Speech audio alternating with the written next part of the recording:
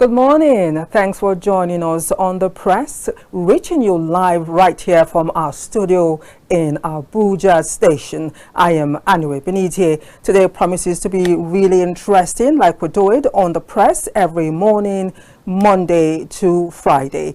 If this is your first time of joining us on the show, I also want to let you know that this is a program created for Nigerians to have their say. You're a Nigerian, you're watching the show this morning. I bid you welcome, because right in the middle of our conversation today, you have an opportunity to call in and be part of the conversation. I'm expecting two guests, like I usually do on the show, although one of them has been giving me a little bit of heart palpitation. I do hope is able to make it eventually. All right, so we have our guests on the show to help us understand the front pages of the newspaper, but we have something that we do. We go through all the papers and take a particular topic that runs across all of them, and we use that as our focus for the day. And today's topic is one you have to be part of by relaxing wherever you're watching, from your offices, your homes, anywhere you're watching. You need to be part of the conversation today.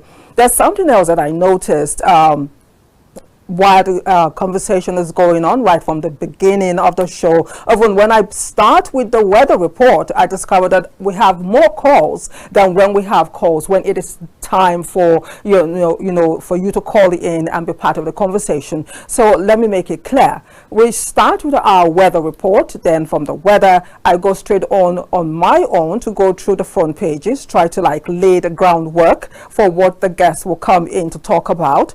And after the papers by me, we take a break, and when we return, we have a guest on the show. And after the discussion, midway into it, we open our phone lines. We take another break to open the phone lines. Then you can call in and be part of the conversation, because most time I discover that we have more calls before it is required. So that cleared, let us begin the show this morning. As usual, we'll start with our weather report, and this morning I'm taking you all the way to Benin City. Yes, I'm taking you to Benin City. Benin started with 27 degrees this morning. By 8 a.m. it was still 27. At 9 a.m. It rose to 29 degrees. 10 a.m. is predicted to be, or forecasted to be, 30 degrees, and by 11 a.m. we shall see it rise to 31 degrees, and by 12 p.m.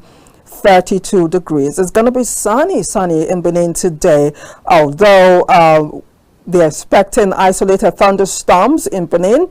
It's going to be partly cloudy conditions, which they expect, or it has been up all through 8 a.m. With wind gusts up to 13 kilometers per hour. In Benin, the highs today, 32, and the lows at 25 degrees. That is Benin for you this morning. If you're in Benin and you're watching, you have the direction of the weather this morning. All right, let us leave Benin now for Enugu. Enugu presented isolated thunderstorms with highs at 32 degrees and lows at 25. Enugu started with 27 degrees. By 8 a.m. it was still 27. 9 a.m. saw it rise to 29 degrees. And 10 a.m. we expect 30 degrees in Enugu today. 11 a.m. 31 degrees, and 12 p.m. we'll see 32 degrees. Enugu today is going to be partly cloudy. Around, of course, it started at 8 a.m. today in Enugu. Oh, I'm so sorry. I was actually stuck in Benin. Let us now get Enugu proper. Enugu is 26 degrees. It started at 26 degrees. 8 a.m. saw it at 27. 9 a.m. presented 28. 10 a.m. is expected to rise to 29. 11 a.m. 30 degrees Celsius, and of course by 12 p.m. we're expecting 32. Enugu is going to be mostly cloudy with highs at 32 degrees and lows at 25. Thunderstorms are expected around 4 p.m. Wind gusts are up to 23 kilometers per hour. All right, let us jet over to Imo. We have Imo this morning. Imo presents 26 degrees early in the morning, as early as 8 o'clock, 8 a.m. 9 p.m. it is still 28. 10 a.m. we'll see it rise to 29 degrees for Imo. 11 a.m. 30 degrees, and 12 p.m. we'll see it rise to 31. Imo today is going to be mostly cloudy, although thunderstorms are expected around 3 p.m. Wind gusts are up to 12 kilometers per hour. That is for Imo. All right, away from Imo, let us take a look at Port Harcourt. Port Harcourt this morning. Port Harcourt saw 27 at 8 a.m. and 9 a.m. it rose to 28 degrees. 10 a.m. will present 29 degrees, and the predictions for 11 a.m. will be 29 degrees also, as well as 12 p.m. Port Harcourt will see isolated thunderstorms with highs at 30 degrees and lows at 25 degrees. Cloudy conditions are expected around 8 a.m. upwards, and wind gusts are up to 15 kilometers per hour. The phone calls are already coming in. Please hold on. You have your time to call in. All right, let us move on now to Kaduna. Kaduna today will be mostly sunny with highs at 35 degrees and lows at 24 degrees. Partly cloudy conditions are expected at 6 p.m. Wind gusts are up to 26 kilometers. 9 a.m. it rose to 28 degrees. 10 a.m. is expected to rise as much as 30 degrees. 11 a.m. we'll see it rise to 31, while 12 p.m. we'll see it rise to 33 degrees. You can actually see the sun. It's going to be really sunny in Kaduna today. Kano is 28 degrees, sunny, with highs at 40 degrees and lows at 25 degrees. Sunny conditions will continue all day. Wind gusts are up to 26 kilometers per hour. 8 a.m. saw 28 degrees. 9 a.m. it rose to 30. 10 a.m. we'll see it rise to 33. 11 a.m. the prediction is for 35 degrees, and by 12 p.m. 37 degrees. I don't want to be in Kano this morning. I really don't want to be in Kano this morning. It's going to be really, really hot in Kano today. All right, let us see what Lagos is saying. I know we have Lagos this morning. Lagos started with 29 degrees. Around 8 a.m. presented same. It rose to 30 degrees by 9 a.m. 10 a.m. we'll see it rise to 31, while 11 a.m. will present 31 also, and 12 p.m. 32 degrees. Lagos is going to be partly cloudy with highs at 32 degrees and lows at 28. However, rainy conditions are expected around 4 p.m. with wind gusts up to 20 kilometers per hour. Finally, on our weather report this morning, let us take a look at Abuja, the FCT. It started with 25 degrees. 8 a.m. presented 26. 9 a.m. saw it rise to 27. 10 a.m. 28 with predictions for 29 for 11 a.m. and 31 for 12 p.m. I live in Abuja. Boy, is Abuja hot. That's a big question. You need to be here to experience the heat, I tell you.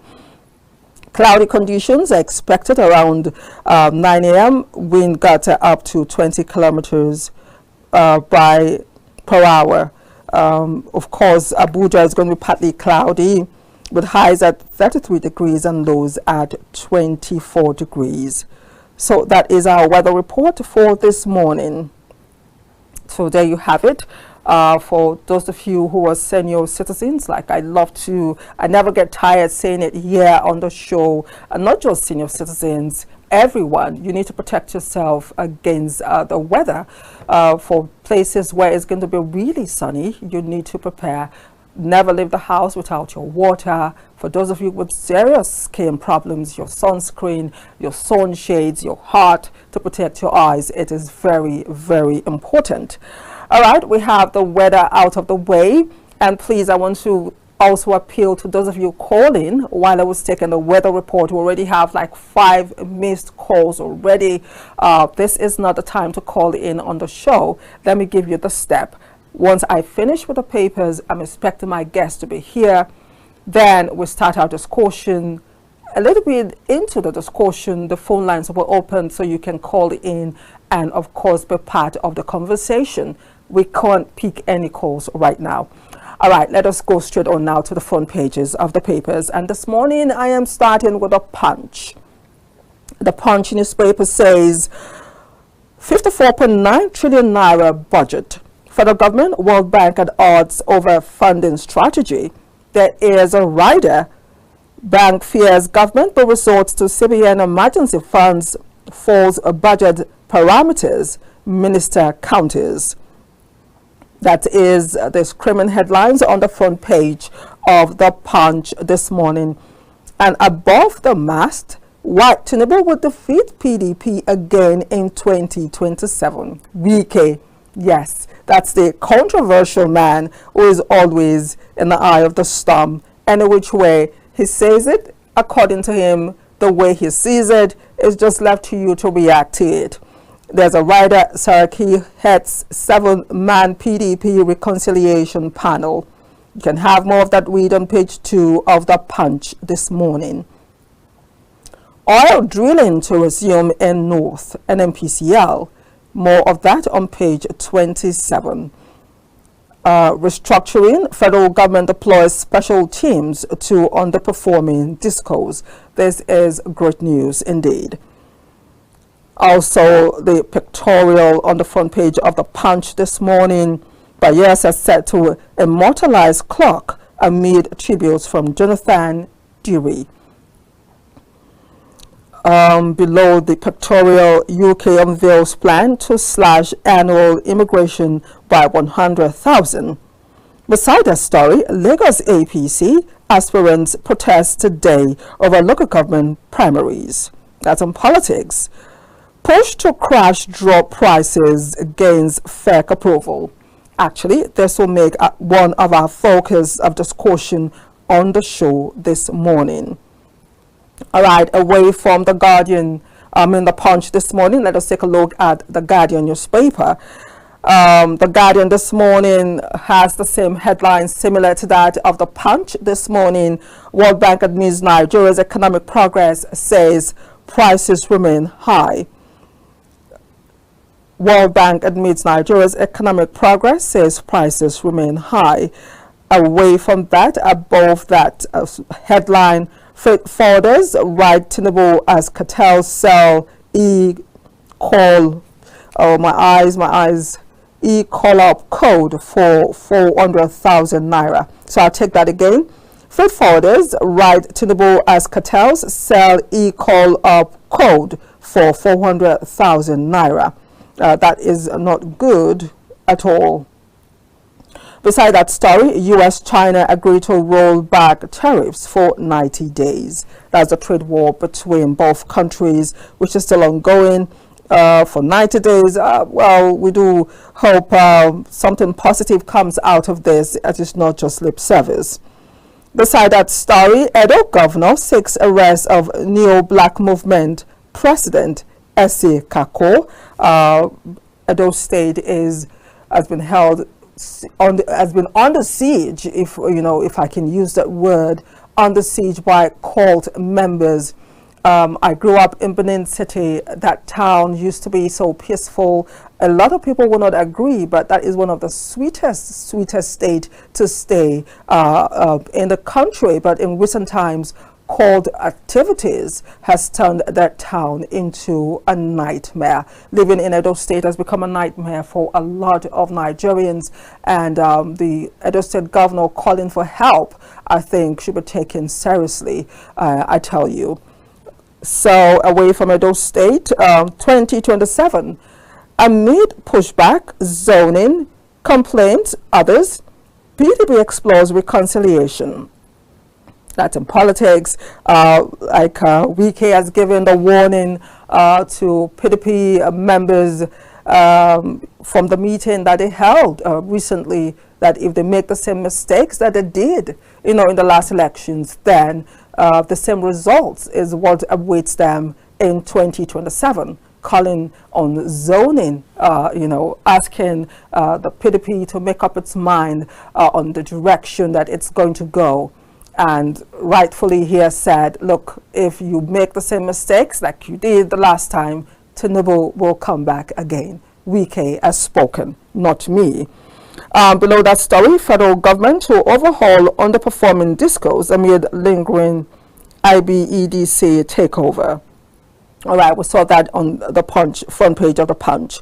And some education story, UTME jam to address technical issues as 8,391 candidates threaten class action. Still on education, why candidates anxious as IPOB declares sit at home on May 30th in Southeast. This is really worrisome indeed. Suspension. Court hears contempt other applications in Natasha's suit today. That story still lingers as we cross our fingers and toes, watching and listening, waiting for the final judgment result, expectation on the Natasha Akpoti face-off. NNPCL to resume oil drilling in North as production threatens 2025 budget. That's on business, the Nigerian economy. But the question is, will this be the solution to the oil situation that we have, the falling oil prices? For me, I don't see this as a solution at all. This is like a fire brigade approach to this situation that we have. One would expect that we usually have a forecast. We have plans. 5-year plan, 10-year plan. There should be some kind of prediction in terms of situations like this, and not wait until we have issues before we begin to run helter-skelter trying to find out solutions to our economic woes. We're going to spend a lot of money to go all the way back to begin to explore. For me, if you ask, I don't think this is the solution at all. It will create more problems. Okay, Lagos LP suspends chair, dissolves world executive as a Bure faction tackles OT. All right, let us move on. That is The Guardian this morning. Okay, let us go now to the Vanguard. The Vanguard is more on politics this morning with the screaming headlines: defections, PDP's collapse imminent, Ganduje, Wike, party will rise again in 2027, while Bara, there are people for and against. Well, it's left to the party to decide the direction that they want to go, if they want success. Away from that story, above the masked Delta, how monarchs vigilante members aid kidnapping. Okay, we have more of that read on page 12. You want to find out, especially if you're from Delta State. I think this information will do you well. Let us find out how monarchs and vigilante members aid kidnapping in Delta State. High Court dismisses suit challenging Eyewoma as, let me see this, as Ologbo of Warri Kingdom. Okay. High Court dismisses suit challenging Eyewoma as Ologbo of Warri Kingdom. Away from that, federal government opens 300 billion naira sukuk. Will invest as investors ask for more. Okay, all right. So that's on the above the mast of the Vanguard. Coming down, we have more stories. It says soldiers killed as Boko Haram attacks military base in Borno. That's on insecurity in the land. Okay, experts to brainstorm on government performance at mid-term. All right, grab your Vanguard newspaper so you can have more read. Okay, let us take a look at the Daily Times. The Daily Times this morning, you can see me squinting. I didn't know the eyes are getting so bad. Well, we'll try to get it done this morning. The Daily Times this morning says, for Barra can't decide for Rivers whether or not to return as governor. Residents. For Barra can't decide for Rivers whether or not to return as a governor. Residents. That's still all the wahala going on in River State. Again, we do hope that we see the end of all of it. Just above the mast is still the story on Wike. 2027 doom awaits PDP without reforms, he says. Of course, LP is still on the front page. LP begs Tinubu to rein in Governor Oti over alleged threats to Abure. We have that on the Daily Times. Of course, we have more. Saraki Settlement Committee to organize PDP NEC meeting May. National Convention August. 4 died over cholera outbreak in Plateau Village. That's on health. West Africa Security and Political Economy 3. You want to find out, then grab a copy of the Daily Times. Now, let us take a look at the New Telegraph away from the Daily Times. The New Telegraph this morning also has the PDP story. 2027 PDP must zone presidency to South, says Wike. You can have more of that read on page 2, 3, and 4 of the New Telegraph newspaper. And below, Russia trafficking young Nigerian girls oh, please, my eyes this morning. Russia trafficking young Nigerian girls to prosecute war against Ukraine, source alleges. Russia trafficking young Nigerian girls to prosecute war against Ukraine, source alleges. It's untrue, mere speculation, Russian official. We do hope that it's untrue indeed, because this is not good at all. This is not comforting for Nigerians, and of course that gender this morning. We do hope that none of this is true.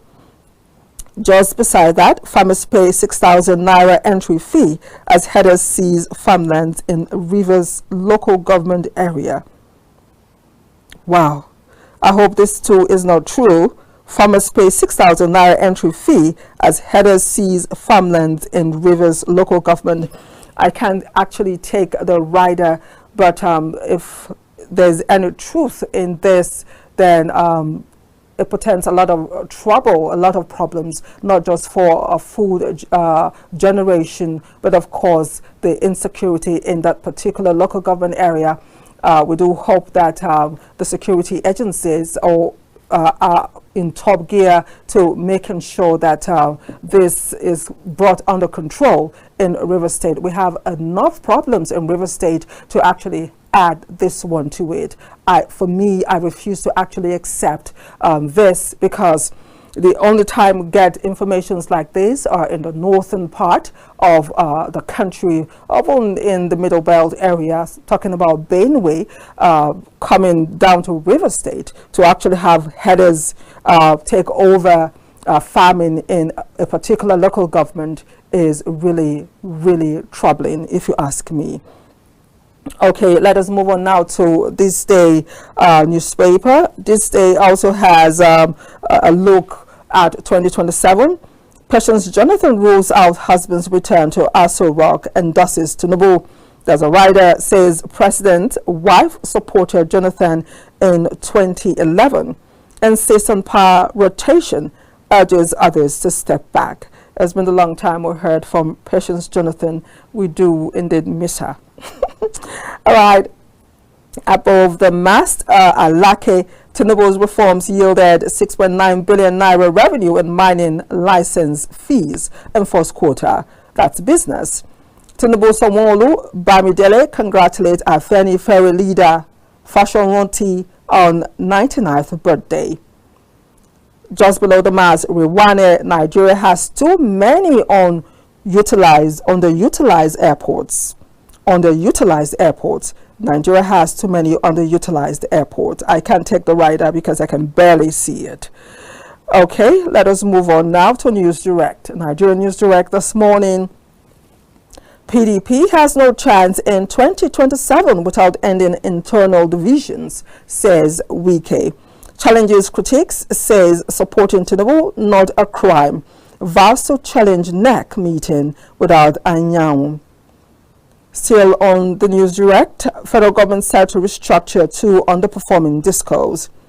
$700 million CVFF disbursement. Ship owners to access fund at single-digit interest rate, says Namasa. NDLEA gets new forensic labs after 25 years. Good news. While NNPC Limited is yet to remit full gains of subsidy removal, World Bank. You need to read this to find out. Sanwo-Olu, a statesman as governor. There's a story on Sanwo-Olu. All right, more calls are coming in. Please keep the calls until when necessary. Okay, let us move on now to the matrix this morning. The matrix says Rivers emergency rule, legal fireworks to begin May 26th. It is constitutional aberration, must not be allowed, plaintiffs cancel. Wire told Fubara he doesn't have capacity to make peace. Wike. You have more read on page 2. Still on the matrix this morning, trade dispute relief as U.S.-China agree to pause tariff war for 90 days. Trump, I think it's going to be great for unification, peace. Still on some international stories, Zelensky invites Pope Leo XIV to Ukraine in historic first call. ASU elects new national president. Tinubu swears in INEC commissioners, CCB board members. All right, let us move on to the nation. Let's move on to the nation this morning. The nation is where we get our topic, our focus for today's discourse. Federal government OK's plans to reduce cost of medicines, create jobs. PDP governors rally to hold a party together. And above, economy recorded fastest growth in 2024, says World Bank. Wike Fubara came to me with two APC governors. JAM opens probe into UTME glitches. Security under Tinubu, key gains, emerging challenges. That would be very interesting indeed. Interesting read. You want more information, grab a copy of the nation so you get to find out security under Tinubu, the key gains and emerging challenges. All right, let us take a look at the Nigerian Tribune away from the nation this morning. Of course, the Nigerian Tribune is on the report from the World Bank, which says Nigeria's economy needs to generate better jobs, reduce poverty. The writers commend Nigeria's growth trajectory, says economy recorded fastest growth in about a decade in 2024. Wants pace of growth to accelerate further. Projects inflation to fall to average of 22.1% in 2025. Still on the Nigerian Tribune, we have the story from JAM. JAM engages IT experts to review 2025 UTME. Wabara declares PDP revival as BOT inaugurates new members. And the federal government raises 1.093 trillion naira via Sukuk to fund infrastructure development, says the DMO. Wike is still on the front page of the Nigerian Tribune as it wants PDP over 2027 presidential ticket, says Fubara visited him with two APC governors. And federal government will overhaul underperforming discos. All right, that is good news. And just above the mast, Unijos Professor Piwuna succeeds Oshodeke as ASU president. ASU has a new president. All right, international story. UK ends overseas social care visas and major immigration shakeup. And beside the story, tax reform bills, reps set up conference committee to harmonize with Senate. All right, I think, okay, we have Punch, we have sports newspaper this morning, Point Sport Extra, Ebenezer, haircuts penalty heroic, seal under 20 World Cup ticket for Flying Eagles. If you love football, then this is for you. If you love sports, because basically all we have on the front page is just football, football, football. So pick up your sports paper this morning if you want, to know more on Nigerian and international sports. We have another paper, First News, before put an end. Okay, we actually have more papers. Ooh, Daily Trust. Do we take all the papers? Okay, let us take Daily Trust. Daily Trust also has a story on the World Bank. World Bank queries NNPCL's remittance of subsidy proceeds. Also on Daily Trust this morning, expect electoral reforms before 2027, INEC chair promises. Damagun's tenure National Assembly Secretary position threatened, PDP NEC convention. Flying Eagles dethrone Senegal, qualify for World Cup. That's wonderful news. And below, Boko Haram launches attack on another military base in Borno. This is one too often, if you ask me, indeed. All right, let us move on to the Daily Independent newspaper. Experts list obstacles to federal government 2.5 barrels per day oil production target. 2.5 million barrels per day oil production target. Experts list obstacles to federal government 2.5 million barrels per day oil production target. Still on the Daily Independent, PDP will cease to exist by end of 2025, Ganduje predicts. Woo. Okay. For Bio lacks genuine capacity to broker peace, says Wike. There's a pictorial, and below the pictorial, NCAA draws flack after Asaba Airport runway incident. All right, NNPC to resume oil drilling in the north. That story continues on page 7. On page 7, also, federal government moves to revitalize Nigeria's electricity distribution sector. All right. Okay, let's move on. Time, because of time. Let's go to Blueprint this morning. Blueprint says Tinubu's reforms restoring stability to Nigeria's economy, World Bank. We can only take that from the Blueprint. And of course, the First News. Under fire, 1.5 million UTME candidates petition JAMB over poor scores.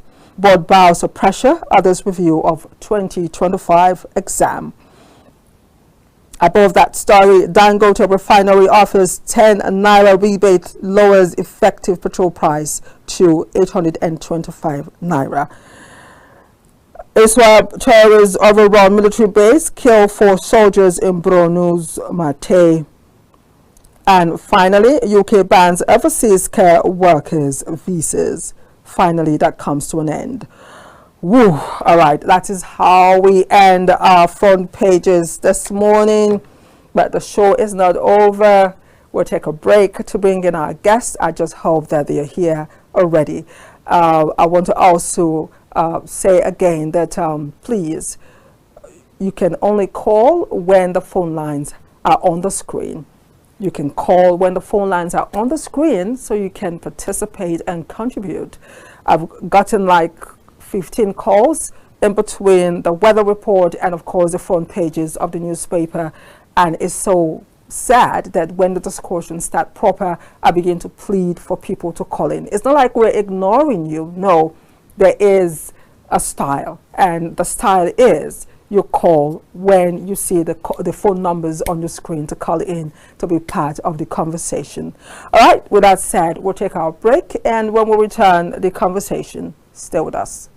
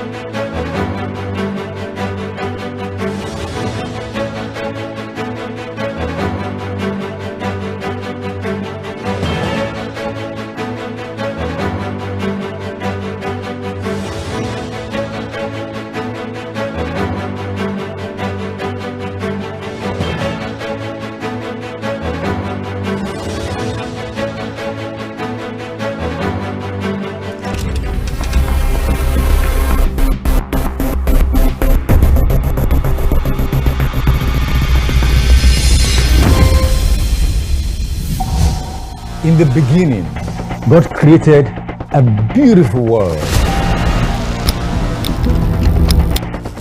3, 2, 1. Action. And that's why at Kaftan Television, we imagine a beautiful world.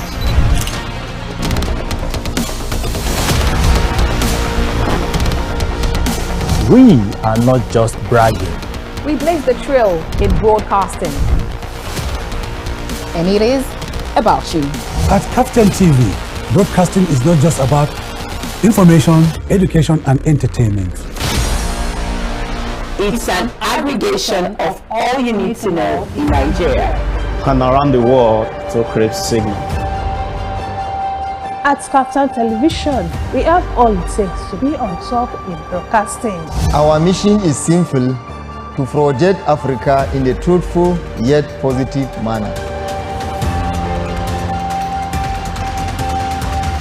Wait, we're coming to you in style. Here we are, starting from September. Look at what the facts are. And as you say on Kaftan TV, imagine a beautiful world.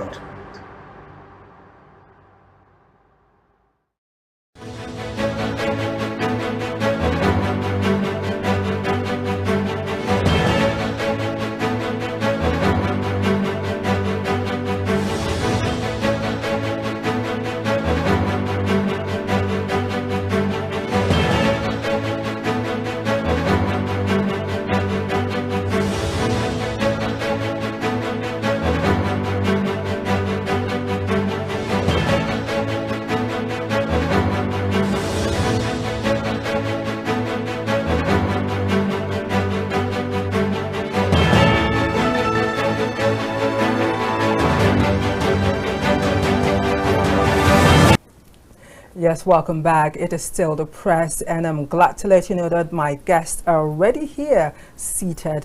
Even the one who gave me heart palpitation made it. Who am I happy? All right, like I said before, the guest time, we're taking a look at a very, very important topic this morning: Nigeria's economic growth as FEC OK's plans to reduce costs of medicines and create jobs. It is good news for people suffering serious health ailments, people with hypertension, diabetes, and heart troubles, people who constantly take medication. Due to Naira devaluation, we all know what we face as Nigerians, and one of the sector affected is the health sector, and by implication I am talking about people who fall ill, people who need drugs, and of course people who need essential drugs, and by that people with serious health conditions that need to buy drugs constantly.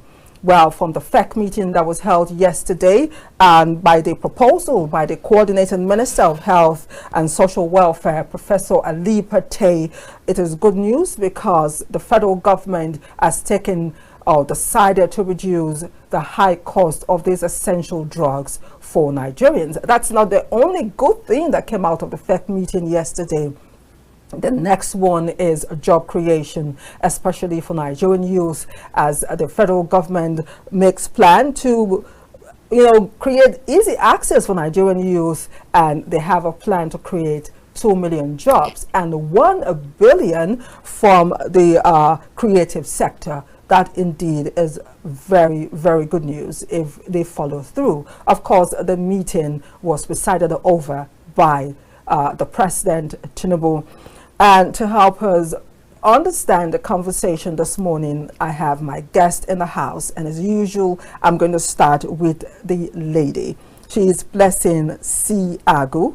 Today, she is going to be here as a social and political analyst. But first, she is a dynamic development professional and strategy lead with Dean Initiative. She holds an MSc in International Affairs and Diplomacy with specialty on international development from the ABU Zaria. Her first degree was in economics from the University of Port Harcourt, where she also served as the first female president of Nigeria Economic Student Association, NESA, Uniport chapter. It's so nice to have you on the press this morning. Thank you. You're looking so beautiful. Thank and you. of course, there's a gentleman with me right here. He is Comrade Saliu Dattata Mahmood. This morning, he is a social affairs analyst, but he is the former bureau chief, Daily News Abuja, former chief press secretary, Wagwalada Area Council, former advisor to Reps member, Abuja South Federal Constituency, and Media and Intelligence, is also the former PA Media to Interior Minister. It's so nice to have you on the press this morning. Thank you very much. It's my pleasure. So can I formally put a face to? Okay. I won't. Probably at the end of the show, I will let you out of the two of them who gave me heart palpitation. All right. This morning we're taking a look at very, very important decisions made or that came up from the FEC meeting yesterday. But of course, the way I love to start the show is to first and foremost get your state of mind on the nation this morning. And I'm going to ask you, Agu, to give us an inkling, just a peep into your mind on the state of the nation, Nigeria. Thank you so much. Nigeria. The truth is, the issues, we still have some issues on ground. Even though we are seeing some good things, happening. Like, I mean, I'll have to give credit to NITDA. NITDA is doing a lot in terms of trying to drive, technology, push people into, diving into the tech space, because the world is tilting towards tech. But the truth is, in reality, we're still facing inflation and it keeps getting worse daily, and over 50% of the highest population of youth in Nigeria, population of youth in Nigeria is 70%. Over 50% of them, that's about 53%, are unemployed. So we're still facing the issue of unemployment, right, in today's Nigeria. And the healthcare, I did a project last month, and I went through almost all the PHCs across the FCT. So I know that I kind of know the state of the healthcare, that it is not what it should be. I mean, looking at how the economy is evolving and how our budgets keep increasing and how, things is supposed to get better, but it's not really moving, the way it ought to be. So in as much as this is a good news, but if you look at the nation, the economy today, you see that we still have a lot of issues. The whole inflation, unemployment, the healthcare, and people not even having access to quality healthcare, people not even having health insurance. Because the project I had the opportunity to really reach out to a lot of people. I'm like, do you know about health insurance? Do you know the packages that it comes with? And over 70% of the people have no idea. The ones that have an idea that there is a health insurance don't even know the packages. How to access them. They don't know how to access it. They don't even know the packages that comes with it. They don't even know, and a lot of people don't even know what PHC stands for. So it's a whole lot of problem. Yes. Okay. So I'm so impressed with the whole, anyway, we'll dive into it. Yes. So Mahmood, I want to get your state of mind on the state of the nation. You've already heard what Blessing just reeled out. That's a lot for Nigeria, and it's amazing that when you have guests come day in, day out, Monday to Friday, January, February, March, April, May, is the same story over and over. It's like a tape that plays in the minds of Nigerians, and it just goes on and on. But she said our own beat. I would want your take. It may be different from what Blessing has to say. Your state of mind on the state of nation, Nigeria. Well, my take on state of the nation is that things are trying to work, because I know in this country we've had administrations where even what we say don't matter to them, what we do don't matter to them, but the incumbent president and commander-in-chief, Asiwaju Ahmed Bola Tinubu, himself a two-term governor of Lagos State. In the 90s, he was a civil society person. We knew he was part of NADECO, Afenifere. They were amongst the people that made sure that the military retired and stepped aside to pave way for this democracy. And I'll give you examples of why I'm trying to say things are working. Recently, there was about 800 approval by the Federal Executive Council for siting of primary health care centers across the country, nooks and crannies of this country. 800 of that. You can see that is number one. Just last week, there was approval for continuation of reconstruction, expansion, and rehabilitation of roads in 13 states according to the 6 geopolitical zones. And just this Saturday, we were among the monitoring team that went from external angle to Abuja Kefi Road, expansion and reconstruction. And the reasons are not far-fetched.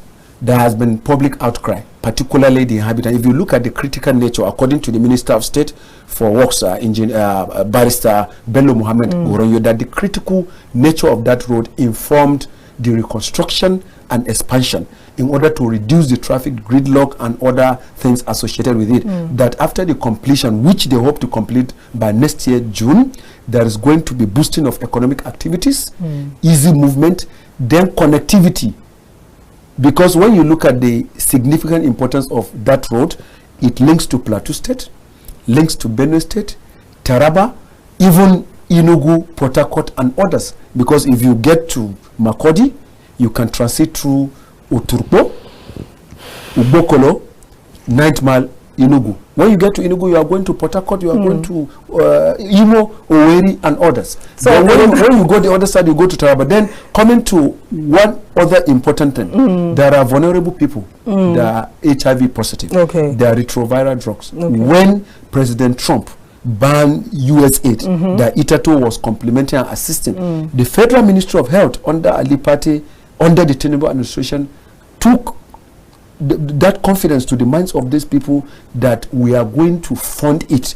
Federal Ministry of Health has commenced funding the retro. So these are all things that are good, because when you talk about health infrastructure, these are needed. Then on security, before I conclude, on security, you can see the onslaught that accompanied the move against the Mahmuda terrorists in Kayama local government area of Kwara State, Barutel local government, as well as Borgu local government in Niger State, when they threatened the inhabitants that they shouldn't go to farm. The moment the president, even though he was in France, had it, they gave orders to Chief of Army Staff, the rapid response of Nigerian Army, mobile police, and what have you. Right now, they are combing the bushes of Kemanji, Karonzi, Nanu, Bani, Ilesha Barba, Kanji, Wawa, and all of other things. So these are things that once we go by positivity, as we criticize and it is being responded to, then we loud sometimes. Interesting. That is interesting. I love your analysis this morning, taking us all through.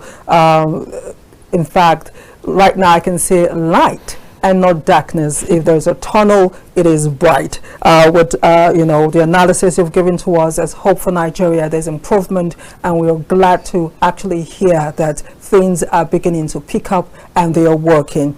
And of course, part of that positivity is why we are here this morning to take a look at the FEC decision to plans to reduce costs of medicines and to create jobs. I came in this morning with a little statistics of national unemployment. It says Nigeria's unemployment rate stands at 5.3%, or it stood at 5.3% first quarter 2024, which is from the National Bureau. No statistics. Yes. 5 years historic unemployment trend in Nigeria, still by the the National Bureau of Statistics. 2020, it saw 27.1%, 2021, 33.3%, 2022, 5.3%, 2023, 4.1%, 2024, 5.4%, and it just goes on and on. And this morning, before we talk about health, we'll take a look at Nigeria's economic growth. Mahmoud has given us a positive review of what is going on. You started by giving us a review when you gave us an insight into your state of mind on Nigeria. Let us talk about economic growth vis-a-vis unemployment in Nigeria, I would want your take, as of course we have this hope that 2 million jobs are guaranteed for Nigerian youth, and of course 1 billion from the creative industry. Your take as we start. Yeah, thank you. So I will start by saying I think it is a very is a right step in the right decision, right decision in the right step, something like that. Because if this is going to lead to these results that they have stipulated, then it is a right, step to a right decision. So like I always tell people, Nigeria, we have the plans, we have the talent, we have the ideas, but I think what we can work on is our will. The will to make sure that our plans, our ideas come into fruition. Right? It's not about this is what we want to do, this is what it will yield. Are we really going to do that? We've seen scenarios where we hear, oh, we're going to have 24 hours light, but we're not seeing it. I mean, I think you even talked about how you don't have light for 3 days. I couldn't communicate with you guys because my phone died, and for 3 days I've not had light and no fuel to party. Yeah, so these are the issues. We have the plans, we have the ideas. It's the will to really execute them, and not just you. Most of us, even I think I'm experiencing the whole power. So this is the thing.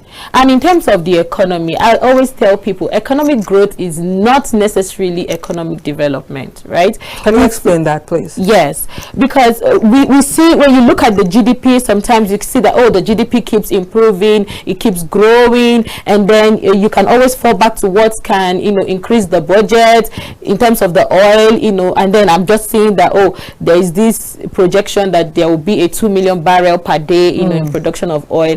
These are the things you keep seeing, that your GDP keeps improving, but in reality there are people crying. A lot of people don't have job. A lot of people are underemployed.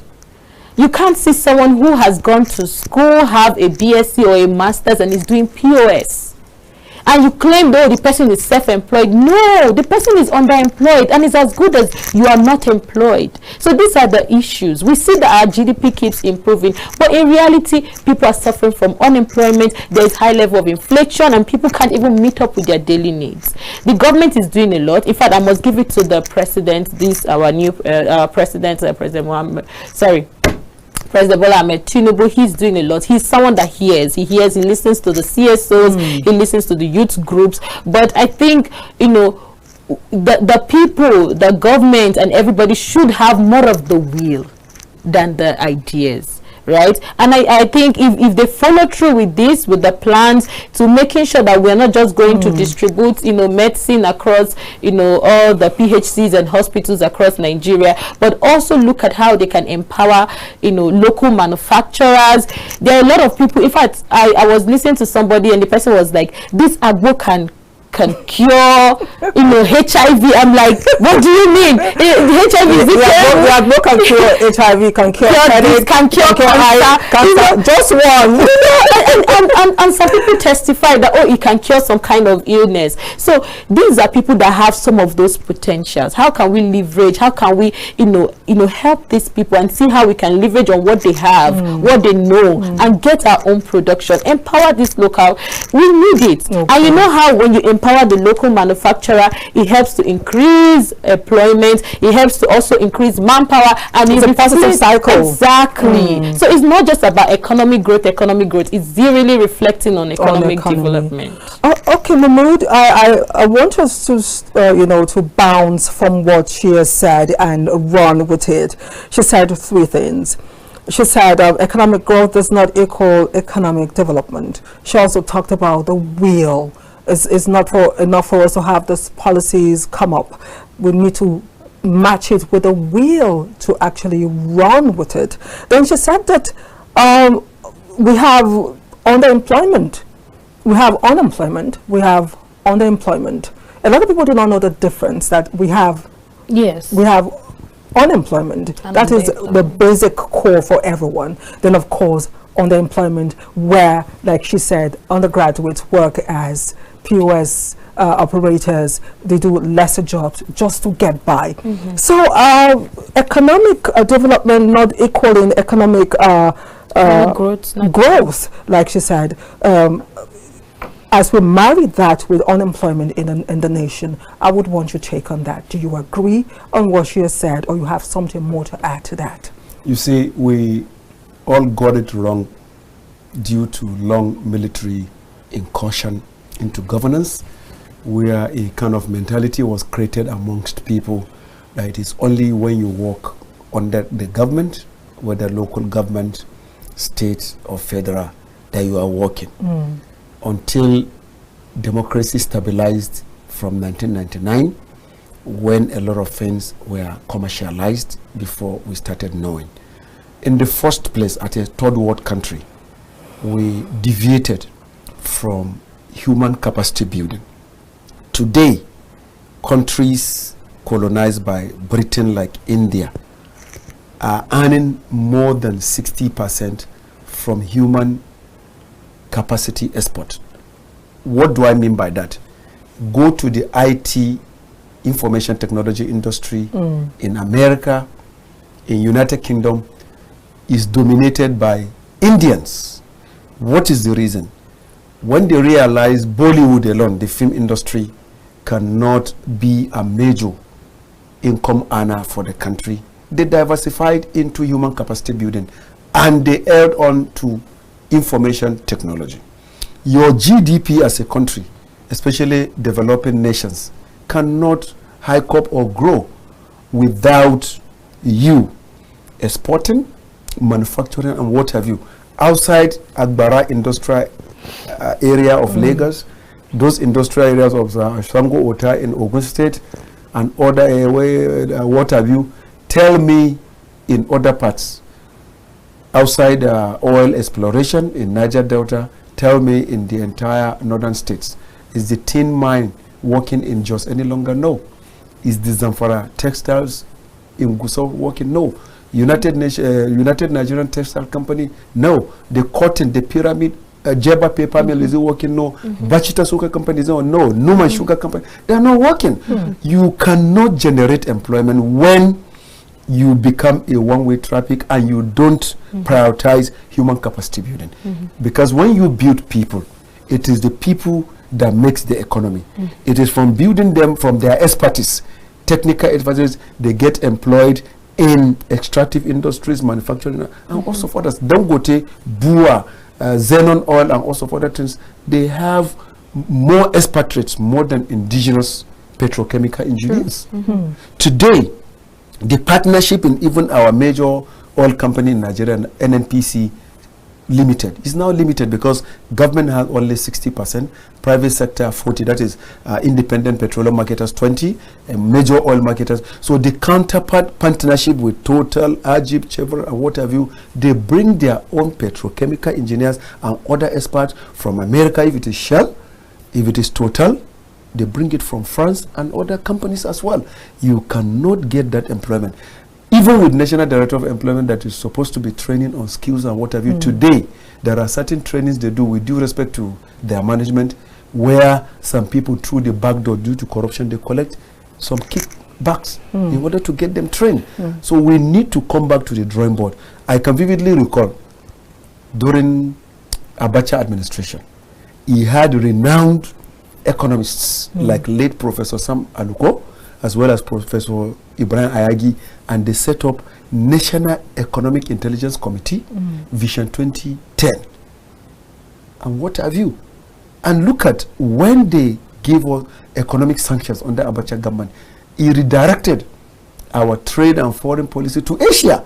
That's why you started that time seeing importation of Tata trucks for the police, military, and what have you. Our trade ties with China today, we owe General Sani Abacha for the improvement, because that diversification helped. Look at the numbers of youths go to Chinese chancery where they give visa in Maitama, Mojana to Plaza. I don't know whether you know it. No, I don't. Okay, that road leads to Zambezi Crescent. Okay. By the junction there is a very big plaza there. Go and look at how they are sourcing for visa to go. That is self-reliance. So like she mentioned, underemployment. Yes, the POS, when properly harmonized, is a very good trade. Unfortunately, the barriers the CBN is putting is discouraging them. Themselves is Mm-hmm. discouraging because very, very discouraging. I think they need to create maybe a section out of CBN that will regulate that. You see, we have NICER. We have all these banks they established. These are areas they need to play roles. Just the way Nigeria Agricultural Cooperative Bank, Agricultural Insurance Company, and other lending banks owned by government like Bank of Industry gives money. Tell me how many small traders have that accessibility to Bank of Industry loan, to Bank of Agriculture loan. Of recent, an agricultural association had program. They couldn't even access anchor borrowership. So what she's trying to say, she's on the right track. So I think, like she said, I think President Ahmed Bola Tinubu is trying to see toward this. Beyond that, ours is to advise them positively. So I think they should also, then also the two chambers of National Assembly, they have roles to play. We have 109 senators, 360 House of Rep members, they have standing committees. What are these standing committees doing? They should oversight. If they effectively oversight as true representatives of the people, these things will work. The president alone cannot. Then again, the governors. Most of the time, we take the blame to federal government. You see, it's a collective thing. The governors need to also live up to expectation. Then also the Association for Local Government of Nigeria should live up to expectation. Now, still on statistics, statistics on informal versus formal sector employment. I came up with this. It says that 92.7% of Nigerian labor force are engaged in informal sector, while only 7.3% hold formal employment. This is according to the National Bureau of Statistics. Still on the National Bureau of Statistics, it says unemployment was the leading cause for why Nigerian men are in informal sector of unemployment. The question we're asking is, how do we bridge this gap? How do we bridge this gap? Fine, the federal government has promised 2 million jobs, 1 billion in the creative industry.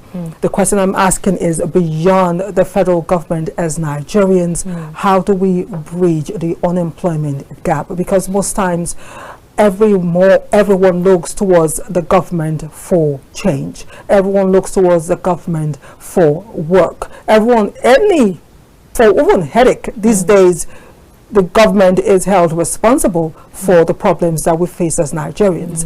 How do we as Nigerians bridge the informal sector? How do we bridge the unemployment gap for ourselves as Nigerians is the question I'm asking. Okay, for ourselves. For ourselves. Okay, yeah, thank you so much. So the thing is, we Nigerians, we are resilient people. We always try to strive even in hard times, right? We try to make it.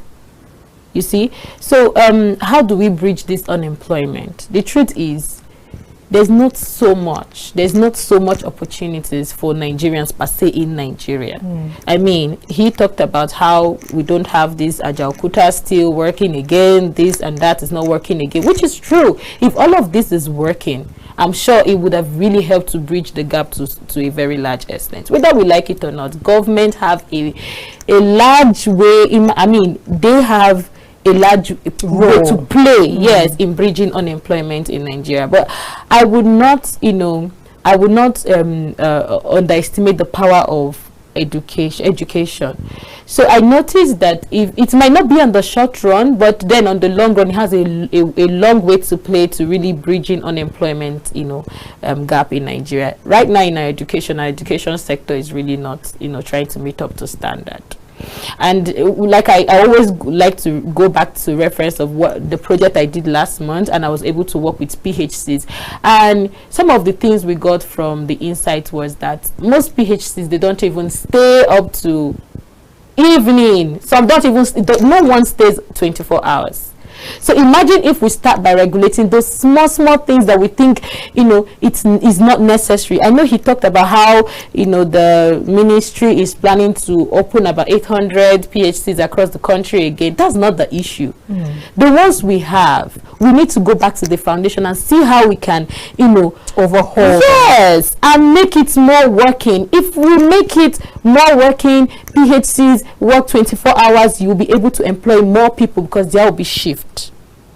You see how that aspect is also going to bridge unemployment, and people will be patronizing. When I went to the field and I was talking about why are you not, you know, patronizing PHCs, we got to know that people don't even want to patronize because they think it's for immunization or maternity. They don't even believe that it has anything to do with men or youth. So if we start from that angle and see how we can make our PH, I know it's the unit or is the hospital closest to the people, we can start from there, not just what is at the federal level or at the state level.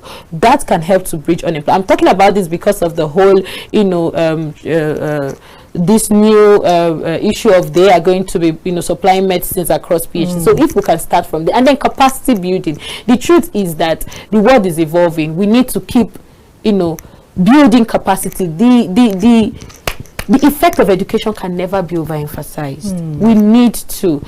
Right now, from the World Economic Forum reports, there is a tendency that some of these jobs that we even praise, like, oh, she's an administrative manager, she's this, he's a clerk, he's a data entry, are going to fade out from now to 2030. So the government, and of course, when I mean the government, I don't mean just federal government, but even at the local level, need to see how they need to really upskill people who are working for government, people in the education. Thank God I know NIRDC are trying to work on the changing of the curriculum, but they need to also look at that report and see how we can build the capacity of these people, that they can match up with other people, match up with the world, with the global skill from now to 2030. The truth is, if we have the right skill, when we come out, people, Nigerians are resilient. They will always find a way to sort out themselves. Yes. See today with some Nigerians that have, you know, tech skills, you see that they don't even depend on Nigeria. They don't even depend on informal sector per se.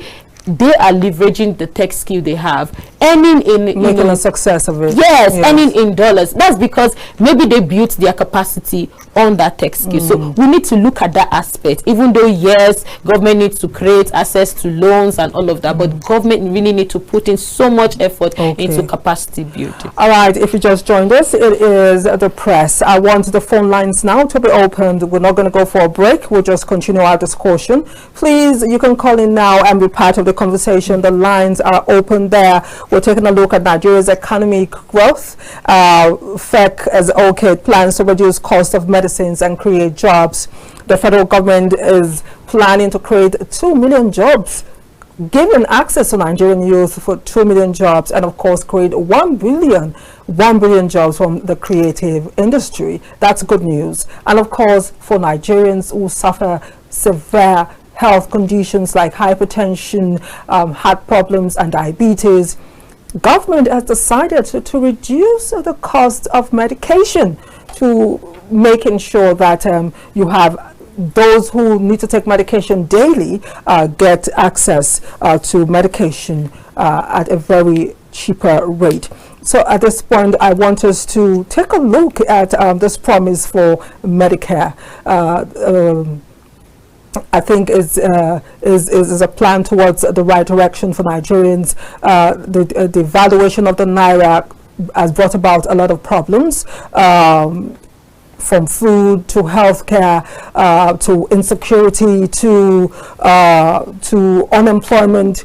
It cuts across all areas of our lives as Nigerians, and for those who have serious health issues, it's become a problem. Nigerians die daily because they cannot even pay for the simplest, cheapest medical care. Drugs that usually go for 2,000, 3,000 now go for 15 to 20,000 naira. It is hell out there. So for this to happen, for me, it's a good sign for Nigerians. But I would also want your take on this. One thing is for policies to be made, is another thing for it to jump from the front pages of the white paper, green paper, yellow paper, whatever paper, to reality. And that is what we're saying. How easy do you think this is going to be for Nigerians to access? Well, with the kind of actions we are seeing, I think to some extent we are having some confidence that it is going to be strictly monitored.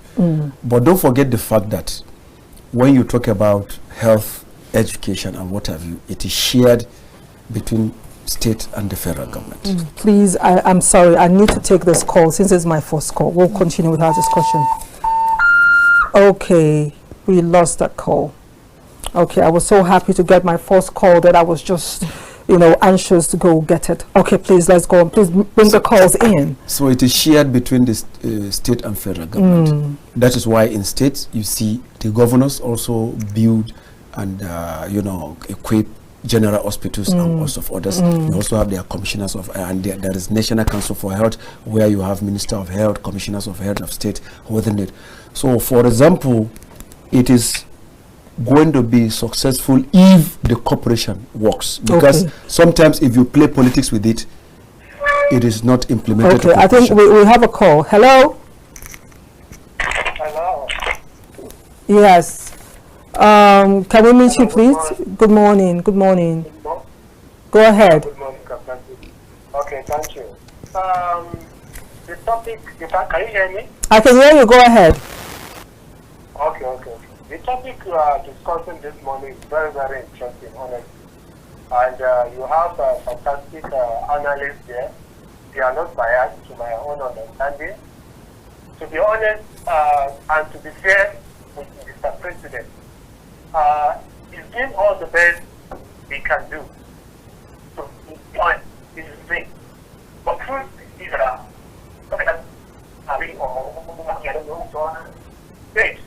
you know, there's a difference between economic growth and development. I know the president is striving towards that development aspect of it. And I pray for him that he's able to do that. But the fact is that inflation is so high. People are really suffering in terms of high cost of living. Okay? That is not to say the president is not striving to do the best he can. But there's one thing I want to point out here. Look, before him, there were so many administrations that have come and gone. We have heard of many accountant generals that embezzle Nigerian money. Look, Nigerians are suffering, you know, at the expense of these people that looted our funds. This fund, I'm just taking the accountant general as an example. It's something on the public space, okay? I only take him, but there are so many of them. Okay, why should Nigerians be suffering? Why some people would just be there without any kindness or anything, and nothing is being done? We have not even heard whether that accountant general or this accountant general or so many of them. These are the annoying aspect of it. Okay? Then coming down to the issue of security. So I know Mr. President, and especially the NSA that is appointed, I so much have trust in that person. Very intelligent, and I know he's trying very well. But there's one thing, in the previous administration of General Muhammad Buhari, that I myself, I slapped somebody in order to vote for him because I thought a Messiah was coming that time. Though, within him, he's a good person, but his administration was a total disaster. Now, what I'm trying to point out is this. Up to now, even this administration is supposed to take up the issue of this Boko Haram. There was a time when in the Buhari administration we had that the sponsor of Boko Haram had been apprehended. What next? What did you hear? The journalists, we don't hear what is happening again. So many Nigerians in the northern part of the country are dying. To the extent that so many these terrorists want to be coming to the southwest and south, but you know the people here, they will not accept that kind of nonsense. These are the things we need to address. The president is doing the best he can, but what about those ones that put us in this condition? What is being done about them? Okay, so that's our first call today. He went into insecurity and some other issues. Not to worry, despite the topic, you can call in and actually have your say. That is the essence of this show. It doesn't have to be in tandem or follow what we're talking about. Just call in and let us feel you through your heart and your state of mind, especially as it has to do with Nigeria. before the break, our guest was actually making us understand the question that I asked, how easy it will be for Nigerians to access Medicare with this promise made. You can continue, sir. Well, the pronouncements have been made, and like I was emphasizing earlier, it's a collective responsibility. That is why we have standing committees in the two chambers of the National Assembly. They have oversight functions. So the health-related committees for both the Senate and House of Reps, it is now time for them to oversight to see that Nigerians are receiving or getting most of these promises made by Mr. President related to health. And again, the governors themselves should not relent in their efforts. Yes. Hello? Hello, good morning. Good morning. Please, what's your name and where are you calling from? My name is Please go ahead. Go ahead. We can hear you. Go ahead.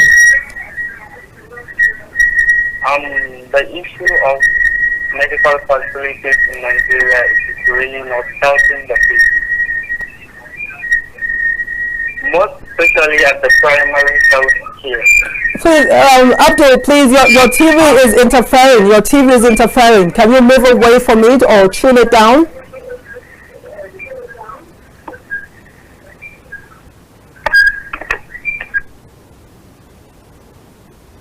Okay, we lost him.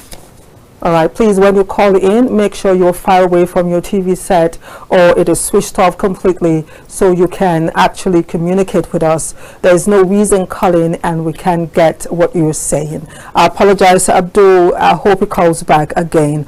All right, you told us that the governors need to take part and be involved in this new order. Please go on. Because they are closer to the people in the states.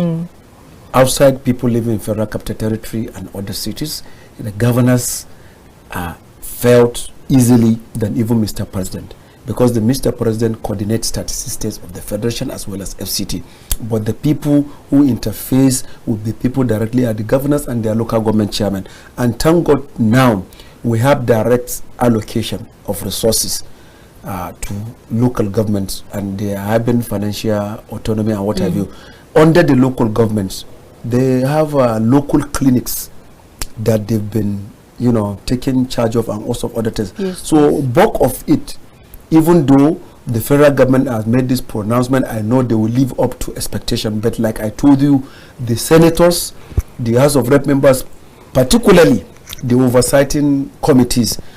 For example, if Chief of Army Staff can fly to a state capital in 2 days because of living up to yearnings of people, requests by people, outcry of people, and giving marching order, go and wipe out terrorism from so, and start recording success. Then in the health sector that is sensitive, is also supposed to be done, not only by the Minister of Health, not only by the PAMSEC or the directors there, but collectively, including the least in the society. Okay. Hello. Hello. Good morning. What's your name, please, and where are you calling from? I'm Mrs. Still Abdullah. Okay, Abdullah, thank you. Thanks for calling back. Abdullah, please go on. Yes. So, as I was saying, the issue of our primary health care is not helping matters at all.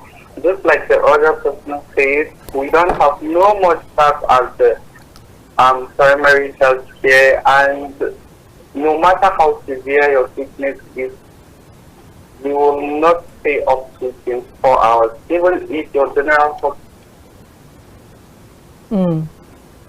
health is not closer to you, that maybe you may only have one sort of like medication, that is the PHC, but there is no staff, or if there is staff, you will not stay up to 24 hours because there is no space for you.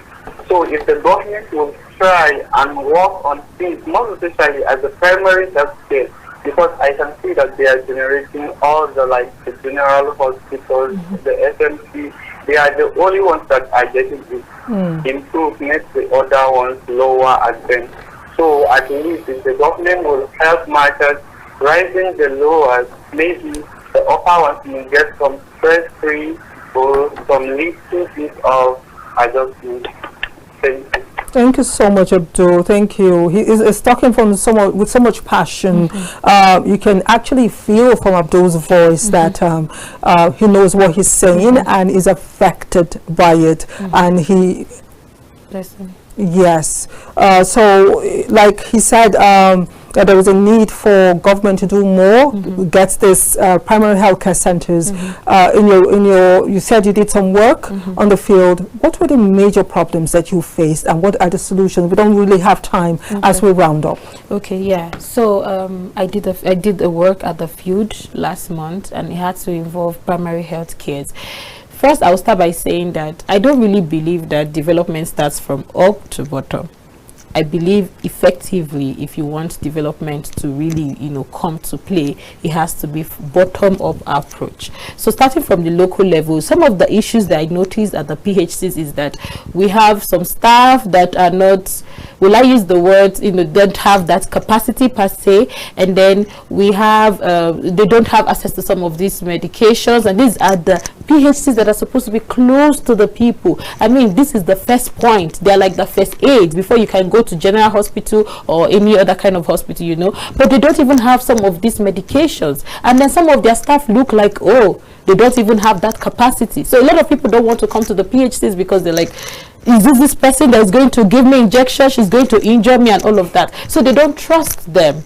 And a lot of people feel PHCs is for immunization and maternities for women, pregnant women and all. These are the issues. If you have an emergency that requires you to visit the PHCs maybe by 9 p.m. or 10 p.m., you will not see anybody there. Majority of the PHCs in Nigeria are not accessible per se. You can't see anybody there. You have to locate general hospital which is far from you. This is crazy. If we really want to look at the issue of employment and then improving our healthcare, let's go down to the PHCs, the bottom level. Bottom up. Yes. Not up, down. No, bottom up. Okay, because of time. Thank you so much. Because of time, Mahmood, now we've been giving, the FEC has done so much. They've been very active. They've come up with policies. Now we're talking about health. She's told us the problem of the primary health care. We got someone calling from Nasarawa talking with so much passion. What Nigerians, one thing I want, and I know Nigerians would love to hear, is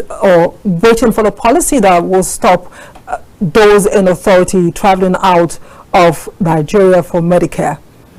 Well, I think Mr. Traveling out of Nigeria for Medicare. I mean, they should put their mouth or dance the tune that they play by setting I mean, it should go beyond do as I say and not as I do, as it were.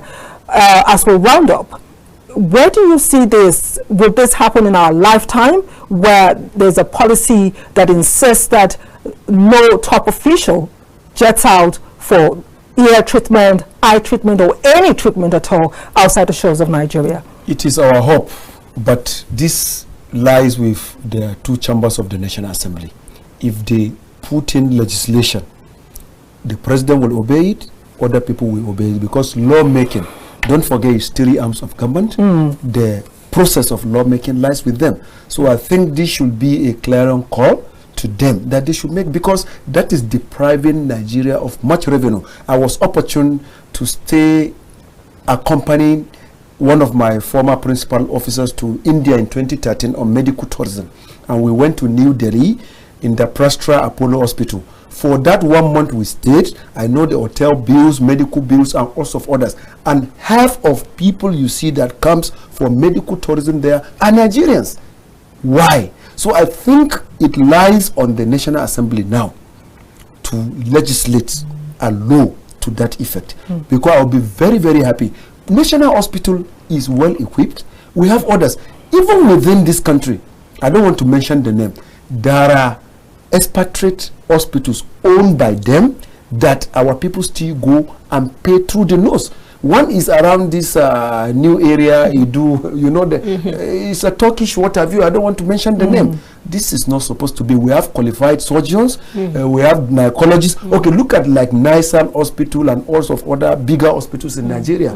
You see people who prefer to go to that Turkish hospital. In fact, they are even proud to say, my patient is there. They see, some of them see it like ego. So I think the National Assembly, as a matter of fact, with the kind of cooperation Mr. President is giving. Because if the president does not believe in we're out of time. No way. Yes, yes. I wish we could go on, and so we don't have time anymore. We have to round up right now. But I want to thank my guests for being on the show this morning. I thank Blessing Ago for coming, and of course, Comrade Salau Dantata Mahmood. I appreciate you, and of course my two callers who called in, and all the other callers who called when it was not the appropriate time. I appreciate you for your time. 15 callers in total. All right, my name is Anwe Benitier. Enjoy the rest of your day. Stay healthy, and of course, walk with your hands. Bye for now.